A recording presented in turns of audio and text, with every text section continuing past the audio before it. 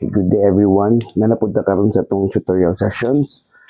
And now, we will answer some examples on how to find the derivative of a function by chain rule. Okay? Kung nakadumdum ta, when you say chain rule, kuhaon mo ang derivative sa usa ka function nga sulod sa another function. Or that is what we call a composite function. Okay? Nga dili nato magamit diretso ang theorems on differentiation, no, para i-solve ani. Okay, so let us consider example number 1. Find the derivative of y is equal to 2x to the power of 1, 2x plus 1 to the power of 3. Now, kung makadumdum ta class, when you have y is equal to x cubed, dali naman nato makuha yung derivative, right? So, in derivative niya kay y prime is equal to 3x squared. Now, in this particular problem, dili na x din ni. No, mo ni ang ilang kalainan actually. Kung x cube lang siya, x lang siya, dali ra kay nato makuha. Now, the problem now is dili na siya x ang gigamit diri. It's a function raised to an exponent 3. So, this is where we will apply chain rule. Okay? So, here, mag-derivative ta class ikaduha. Kuhaon na to ang derivative. This one, this is a power of 3. So, we can obtain the derivative by Pariani, power rule. So, you copy 3 times 2x plus 1, 3 minus 1, times the derivative of the inner function 2x plus 1. Okay? Again, gikuha na to ang derivative, kanilang siya through the power rule. Then, next, we get the derivative of the inner function na 2x plus 1. Okay? So, kumbaga, nagkuha ta derivative sa original, then kuhaon pa dito na to ang derivative sa sulod nga function. Okay? So, padayon ta. Y prime is equal to 3 times 2x plus 1, or 3 minus 1 is 2. Pwede na, actually, di yung dala ko ipakita, pero at least ako na nang ipakita step by step. Nga nung mag-2 pa siya, actually, pwede na ako ito diretso. Times, derivative of 2x plus 1 is 2x. 2. Derivative of 2x is 2, derivative of 1 is 1. 0. I'm checking my mic. Okay. So, finalize your answer. Y prime is equal to, you simply multiply 3 times 2, you have 6. Then, you copy 2x plus 1 to the power of 2. So, that's the answer for number 1. No? Ang imo lang ma-multiply ka din 3 og 2. Ayaw siya i-multiply, anikas ka naman siya to the power of 2. Hindi ka pwede makadistribute sa 6. Okay? Let's move on to example number 2. You are given y is equal to 1 over 1 minus 2x raised to the 4/3. Then again, we cannot apply the theorems on differentiation here. Okay? So we must rewrite this to its equivalent form first. Okay? So pareha siya kung nakadumdum mo ng y is equal to 1 over x squared. Dili mo na ito makaka-derivative. Dili na ito makuha ang derivative ani using the theorems on differentiation. So, ato pa siyang i-rewrite to x to the power of negative 2. Ato siyang isakat. The same as here. No? Kung ang function raised to a power 4/3, ato pa siyang isakat. Ayat na makakuha siyang derivative. Haro? So, here, this is just equivalent to 1 minus 2x to the power of negative 4/3. So, kani siya, atong gisakat, sinahin mo siyang, positive na siya. Ay, negative lagi. Negative 4/3. Okay?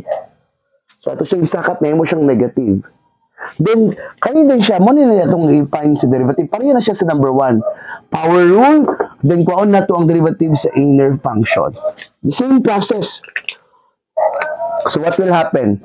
Y prime is equal to power rule, negative 4/3 times 1 minus 2x, negative 4 third minus 1 times the derivative of 1 minus 2x.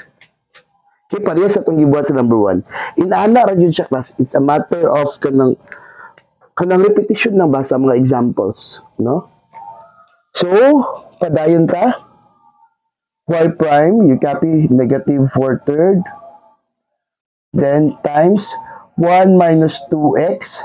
What is negative 4 third minus 1? So, you have negative 7 over 3 times derivative d1 minus 2x is negative 2. Correct? Now, ato ding simplify. Multiply na ito ding fraction. Negative 4 third times negative 2. So, you have y prime. Negative 4 times negative 2 is 8 over 3 times 1 minus 2x to the power of negative 7 over 3. Now, the power of this expression is negative. So, dili dapat negative ang final answer na to. No? Klaro? So, ato rin siyang dalon sa ubos. Bring down this denominator. So, that becomes 8 over 3. Naog din nato na siya. 1 minus 2x to the power of 7 over 3. And this is the answer to the example number 2. So, dali ra din siya, class. No? Step by step lang jud. Dali ra din siya ma-solve. Basta ma-practice lang jud kag-solve. Okay? Then, let's proceed now to example number 3. You are given y is equal to 2x minus 3 raised to the power of 5 over 2. Okay. Pareha siya ani class sa number 2. Negative lang siya. So, fraction niya po niyang power. Again, first is use the power rule, then find the derivative of the inner function. The same process. So, y prime is equal to 5 over 2 times 2x minus 3. 5 over 2 minus 1 times the derivative of 2x minus 3. Okay, so pattern na Japan, pare-pareha. So y prime is equal to 5 over 2 times 2x minus 3.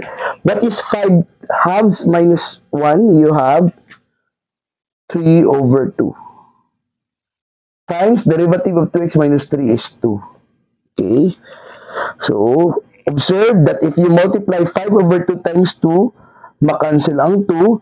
So, your final answer is y prime is equal to 5 times 2x minus 3 to the power of 3 halves. So, muna ang answer niya. Mas makancel man na to. 5 over 2 times 2 is 5 na lang din siya. Times kani. Pasensya kay kaso akong whiteboard class again. Nga daot. Daot na siya. Kaabot mo ding baha dali sa nauna sa umbalay.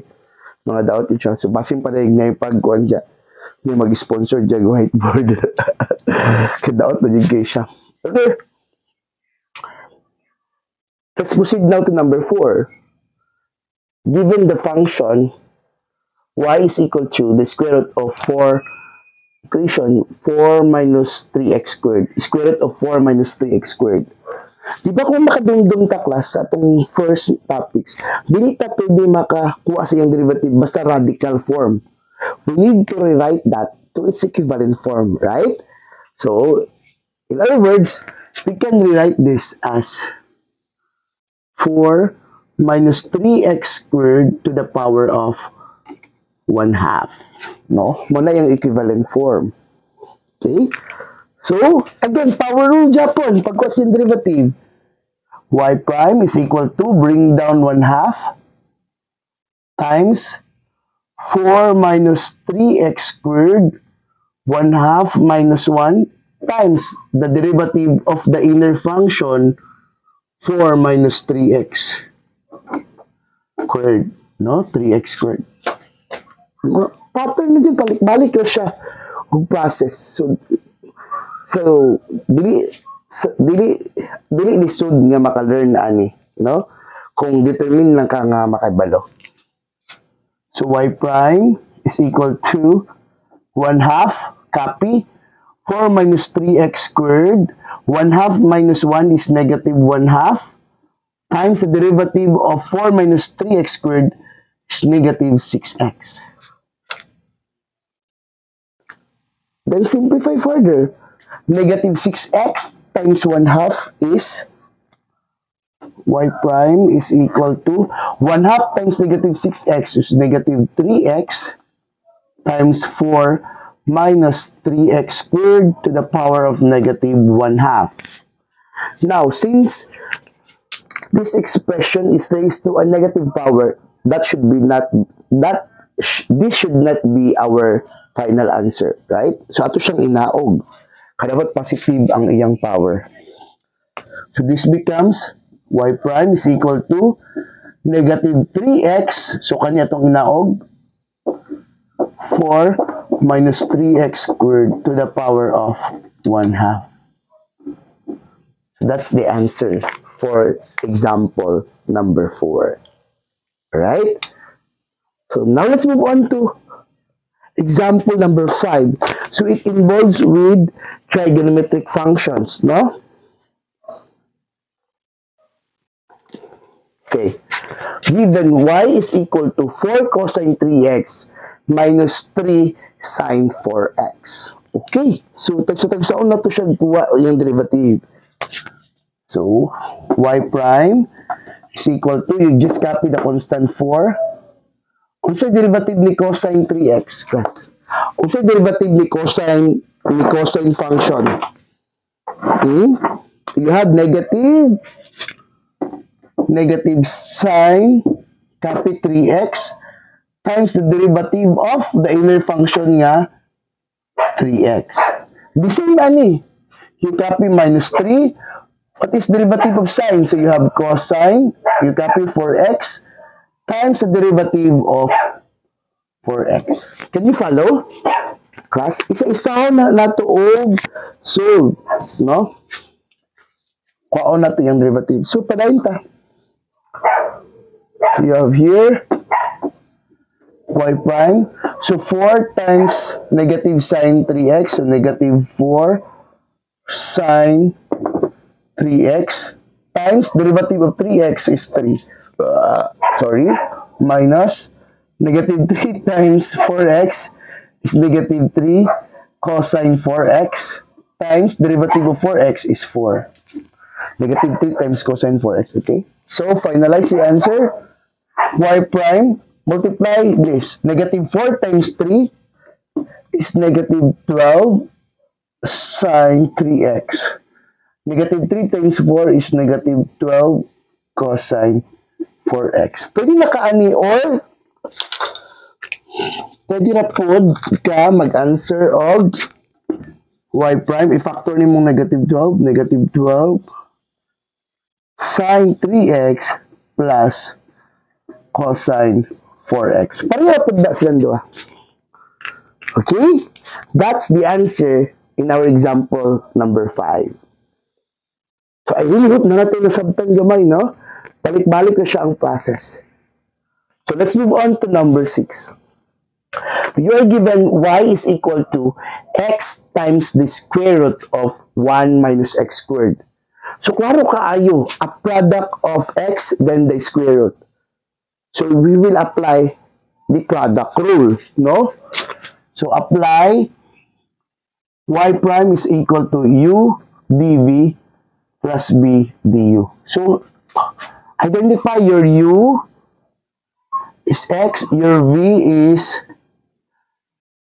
1 minus x squared to the power of 1 half. So, du is equal to 1 because derivative of x is 1.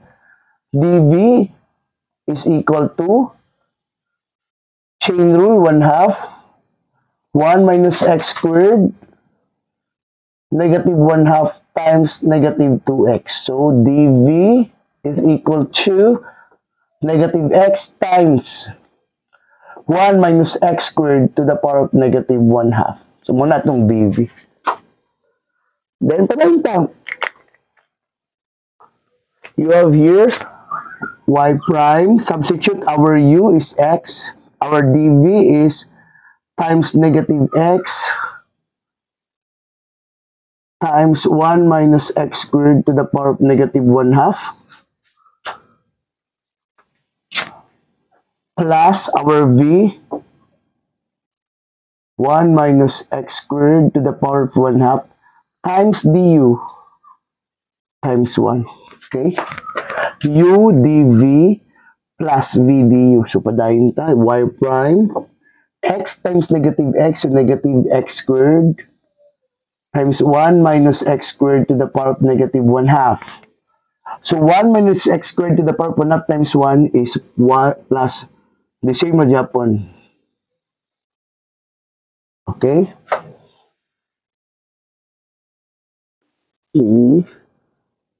So, what can you observe, class? This is just equivalent to y prime is equal to negative x over 2 okay, to the power of negative 1 na. 1 minus x squared to the power of 1 half. Okay. u dv plus v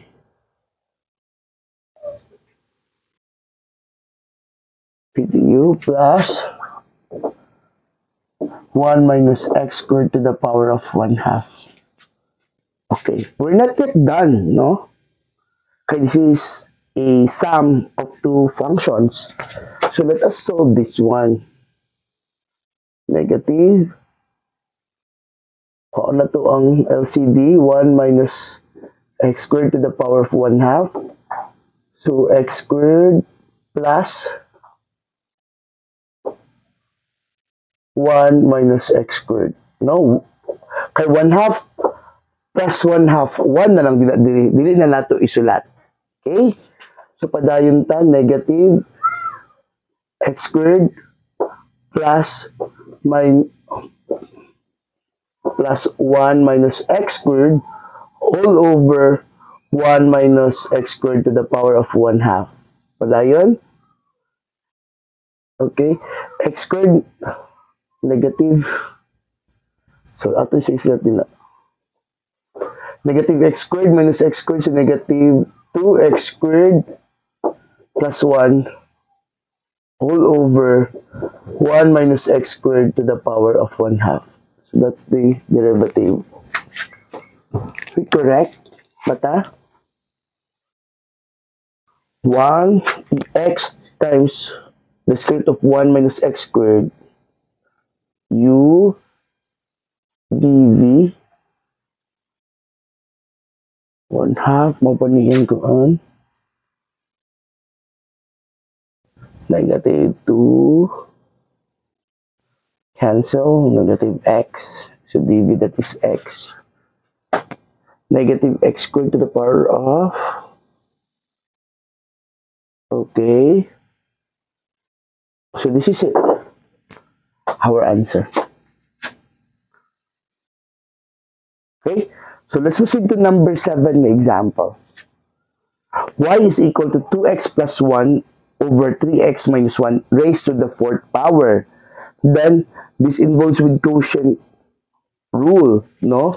So, before that, ato sa kuha yung derivative using the power rule. So, you have y prime is equal to power rule. Copy 4 times 2x plus 1 over 3x minus 1 to the power of 3, no? Kay 4 minus 1 is 3 na. Ato na ikuan diretso. Times the derivative of 2x plus 1 over 3x minus 1. Okay, so manatag derivative sa first, ato nang ikuha ang derivative sa inner function. Kuhaon na din nato ang derivative. So this will be our, kaning numerator will be our u, kaning denominator will be our v. So what is our du? Derivative ni 2x is 2. Kan dv, derivative ni 3x minus 1 is 3. Okay? So we will apply v du